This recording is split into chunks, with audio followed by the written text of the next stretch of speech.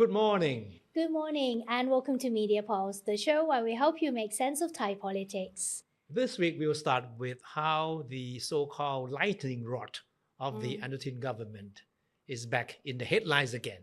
Yeah. So who is he, this guy, the lightning rod? Of course, he's none other than Thammanat Prompao, one of Thailand's most controversial and scandal-ridden politicians, who, despite all the unsavory stories surrounding him over the years, he has reached what is considered to be the pinnacle of his political career. He now doubles as Deputy Prime Minister and Agriculture Minister. But Thammanat has a bigger dream.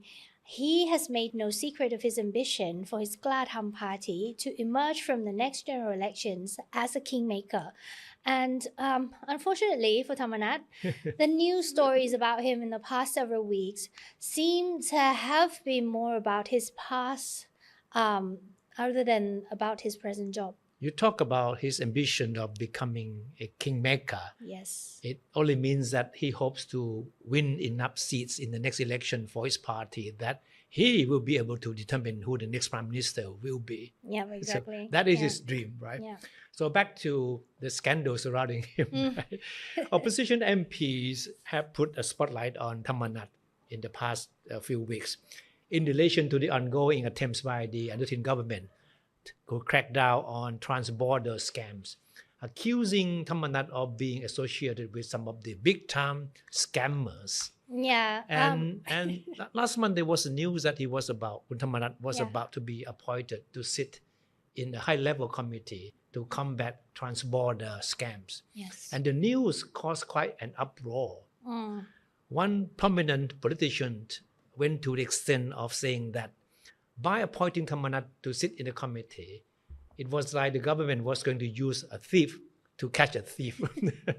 And of course, I mean, what he said certainly reflects the general perception of Kun Thammanat, right? So probably because of the stir it caused, Thammanat ended up being appointed to a different committee that looks after human trafficking. Thammanat has been consistently hounded by questions over his sources of income, and Thammanat has been at pains over the years denying connections with illegal businesses, insisting that his wealth was legitimately obtained. And most recently, he was alleged to have close ties with a foreign businessman accused of being involved in scam operations. Rangsiman, the deputy leader of the People's Party, the main opposition party, has been most vocal in questioning Thammanat's background and conduct. Rangsiman leads the House committee that has been investigating cross-border crimes and scams and has pointed accusing fingers at several politicians. And the committee has tried unsuccessfully to invite Kun Thammanat to testify on the issues of cross-border scams. In return, Kun Thammanat has responded by threatening to file defamation charges against Rangsiman for linking him to people involved in the scam operations. Yeah, exactly. Well, Rangsiman has been urging Prime Minister Anutin to remove Thammanat from his cabinet.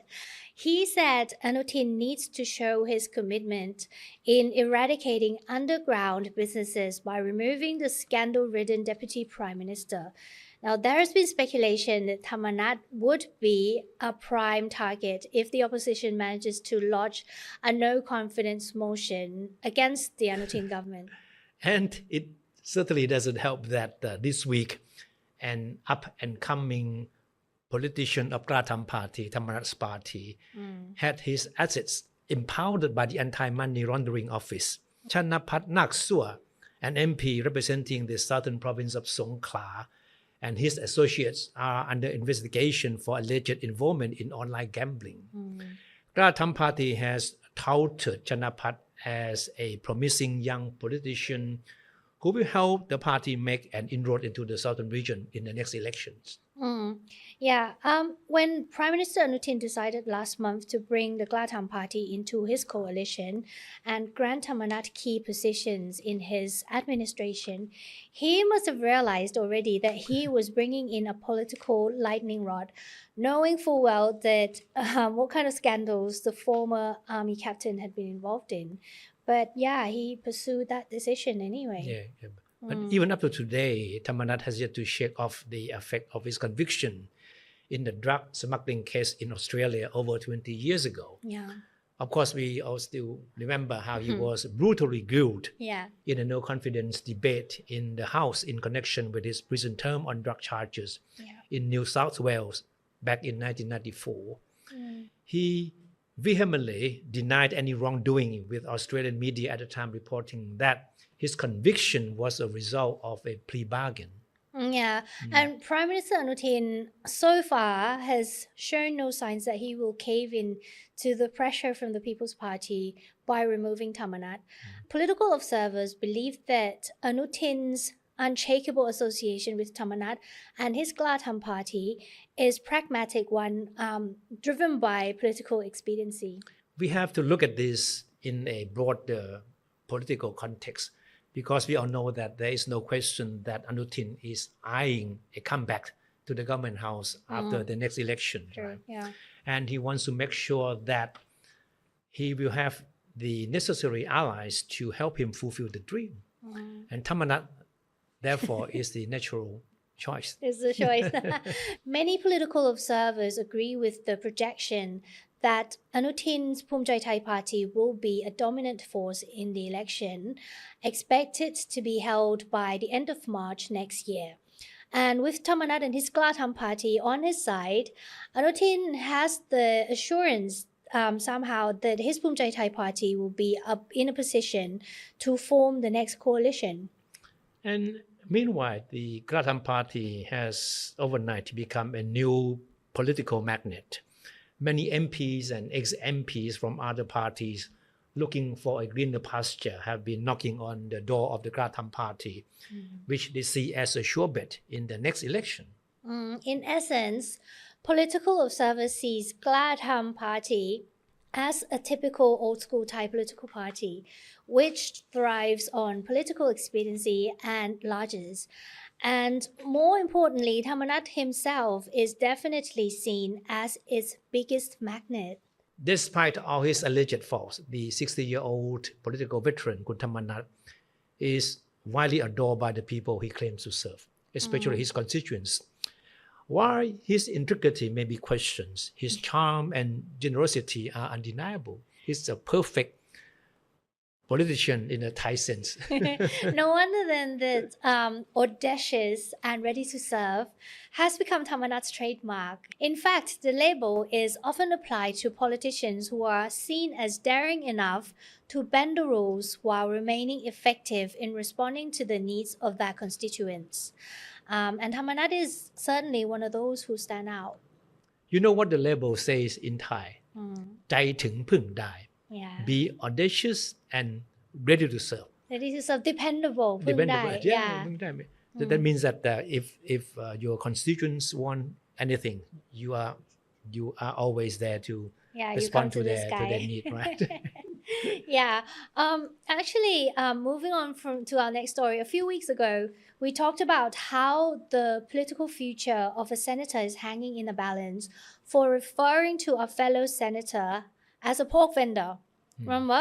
Now, the majority of the senators decided that her remark constituted a serious breach of ethics and is asking the National Anti-Corruption Commission to penalize her. The senator, Nantana Nantawaropat, who is known in the Thai media as a Senate whistleblower, faces the possibility of being disqualified as a punishment. But it's not all bad news for her, Kun Clare. Yeah. There's some good news for her this week, because the criminal court has ruled that her remark, her pork vendor slur, was in fact factual. Okay. And it wasn't intended to belittle or humiliate.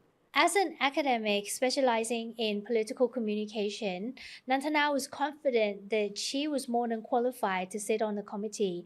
But the seat was instead given to another senator who Nantana believes is not qualified for the job. In a subsequent interview, she said, instead of her, the position went to a pork vendor. So she was referring to another senator whose name was Dang Gongma from Amnacharan province. Now, her family was involved in the pork vending business, for real, in the northeastern province. Nantana claimed that she was the target of a political vendetta for her open criticisms of senators with links to a particular party. As we all know that Nantana is one of the prime movers behind the petition that prompted the Department of Special Investigation to probe alleged collusion in last year's Senate selection. She also claimed that there was a conspiracy among some senators to deny her a seat in the committee we just talked about. And of course, Senator Dang took issue with the remark, the pork vendor, the seller, saying that she felt bullied by the label, and she later filed a complaint with the criminal court. Yeah, the court early this week ruled that Nantana was merely suggesting that Dang's background did not match the qualifications required for members of the committee, and that the comment did not belittle Dang's profession or human dignity. So according to the court ruling, even what Senator Dang Gongma, the pork vendor, said during a cross-examination turned out to favor the defendant, Senator Nantana. And this is what happened. When questioned by the defense lawyer, how she, Dang Gongma, the plaintiff, how she viewed her job selling pork. That was a question from the defense lawyer. The senator answered by saying that she was proud being a pork vendor. And that was obviously taken by the court as a confession that she did not feel offended by Nantana's remark, as she had claimed earlier that she felt humiliated, bullied by the remark.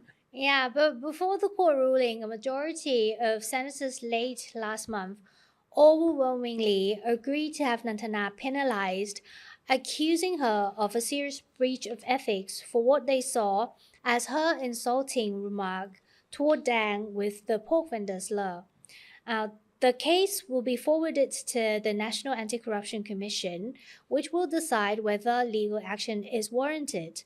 Now, if the commission finds sufficient grounds, the case will be sent to the Supreme Court, which would determine whether she would be disqualified as a senator. In her defense, Nantana insisted that she had no intention of insulting or humiliating Dang, her fellow senator. Nantana said she meant only to explain that senators should be assigned to committees based on their experience and background.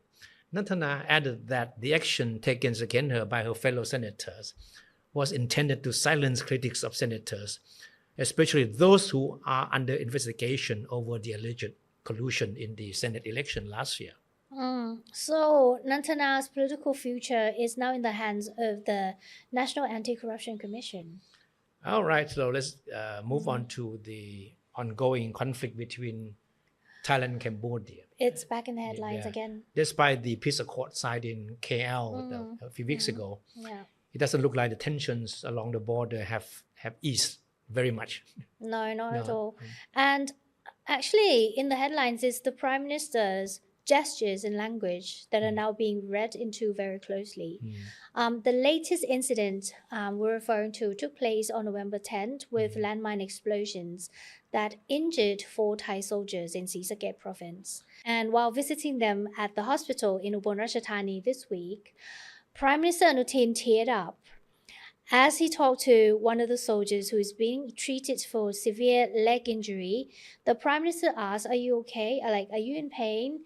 And don't worry, we'll take care of you." And then he turned his back from the camera and he was seen wiping his tears away from his face. Besides visiting the hospital, the Prime Minister also visited troops at Pumakhur, which is one of the strategic posts along the Thai-Cambodian border. His attire also attracted a lot of attention. That day, he was wearing the Thai Defense Volunteers uniform. And on Puma Khur, the Prime Minister told reporters that things that we have agreed upon as a path toward peace with Cambodia is over. Very strong statement, meaning that he is suspending our talks and our activities related to the peace accord. So no more talks with Cambodia as long as the outstanding issues, especially the issues of landmine, is not resolved. So the next day, Prime Minister Anutin emphasized again that Thai troops are capable and ready to deal with Cambodian forces. And he also addressed the comments about him tearing up as he visited the injured soldiers. He said, "It wasn't crocodile tears. Just wait and see. When a crocodile bites, don't be scared and have your tail stuck between your legs." He was speaking in response to a question from reporter, quoting an article in the Cambodian media, saying that Anutin wasn't really, feeling sorry for the soldiers injured by the landmine. He was weeping for war. It's very strong wording in the article. And speaking of the border conflict between Thailand and Cambodia, there is one retired general who still receives a lot of attention from the media. And we are talking about General Bunsin Phatklang, the former 2nd Army Region Commander, who has received praise from many Thais in his handling of the conflict with Cambodia. General Bunsin retired from the army more than 6 weeks ago, in 1st October, right? But he's still being treated like a superstar, a celeb.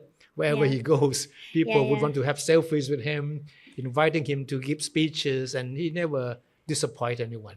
He's strong got rhetoric and very Cambodia. Busy schedule. He's booked for lectures. And he actually gave a lecture in Nakhon Pathom last weekend. And during that lecture, he recalled an incident from July when he was ordered by the Pu Yai, or the seniors, to disengage from the armed conflict with Cambodian troops about 6 hours after it had started. And this was like back in July, when at the height of the conflict. And he said that he defied that request and kept on fighting for Thai territory. So the big questions to which there has been no answer yet, right? Who is that Pujai who called him and tell him to scale back the military operations on the border? And Kun Bun Sin, the general, still keep his lips very tight, right? But if you go by the chain of command, there are only 4 people who were in the position at the time to really can give him some command, right?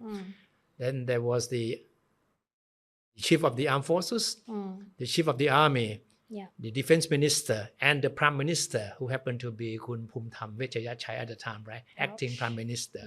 But all these 4 people have said, no, I didn't talk to him, I didn't call him, I didn't pressure him to stop the military operation at that time. And up to this point, General Bun Sin still refuses to reveal the person that talked to him that day. That all he said was that let's forget about the past, let's look forward. And exactly, that's what he said. Because if it were these 4 people, then he risked being in contempt of disobeying military order. But the seniors could refer to other people who are. Right. And that's the other side of this thing, right? Because the opposition MP said that if there was really a command for him to scale back the military operation and Bun Sin refused to take the order, he should be accused of insubordination. Exactly. So at this point, we still don't know who's going to land in the hot seat just yet, or we will never find out. No one knows. Actually, General Bun Sin is due to attend a questioning session before the Senate Committee on Military Affairs. But he said he was too busy. It was. He was full fully schedule. booked. He's famous. That's why. No time yet. So remains to be seen. We don't know. We'll find out, I guess, sooner or later, or we'll never find out. We don't know. That's Thai politics. Anyway, thank you so much for watching. Have a good weekend. We'll see you in the next one. Okay.